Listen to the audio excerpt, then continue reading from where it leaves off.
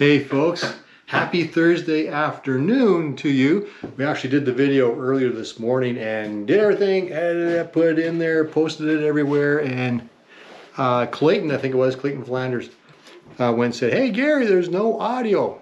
I went, what? And checked it out, and sure enough, it didn't record audio. I don't know why, it just didn't, which is too bad because it was the most brilliant video that's ever been created.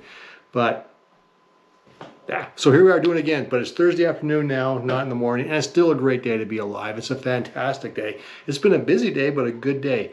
But we've been talking about barrenness and God doing great things in our barrenness. In things that are barren, God produces life, and He does things that are just phenomenal.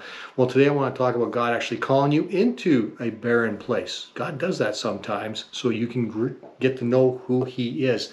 In Exodus 16:4, we read about this, where the Israelites, the Hebrews, were taken out of Egypt. The Exodus out of Egypt, going to the promised land.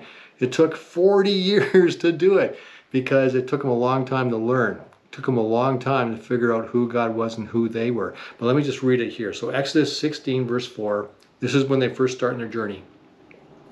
Then the Lord said to Moses, behold, I'm about to rain bread from heaven for you, and the people shall go out and gather a day's portion every day, that I may test them whether they will walk in my law or not. The people were complaining, like, we're in a desert. We need something. Of course you need something. You're in a desert. They're in a wilderness. There's millions of them. They need God to help because the desert can't provide for all their needs. And God does. They're complaining. Did God bring us out here just to kill us with starvation? They're not trusting Him yet. But they learned to trust Him by receiving that bread every single morning from God. He's worthy. He's trustworthy. God's God. He's good, right? He just makes food appear, which is really cool. But in Matthew 4, 1-4, we see where Jesus is actually led out into the wilderness by the Holy Spirit, by God the Father. So Matthew 4, verse 1-4 says, then Jesus was led by the Spirit into the wilderness to be tempted by the devil. And after fasting for 40 days and 40 nights, he was hungry. I guess he fasted for 40 days and 40 nights.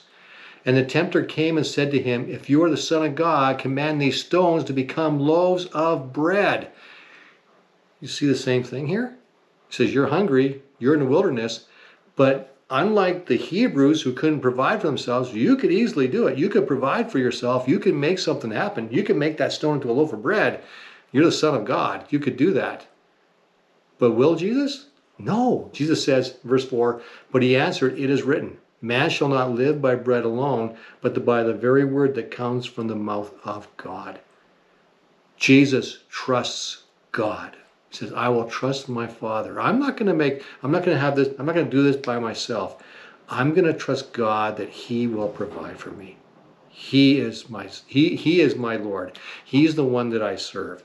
And so Jesus trusts the Father and doesn't fall for that temptation from the devil to solve his own problem in the wilderness, in that barren land. So, long thing I'm getting, this is a long ways to get to it.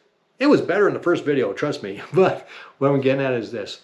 Sometimes in our barrenness, God will call us in those places, or He'll use the barrenness in our life to show that He is trustworthy, and we can trust Him in those moments because He is good and He honors His word. So that's the message for today. Thanks for watching, and sorry this came out so late. We'll catch you tomorrow.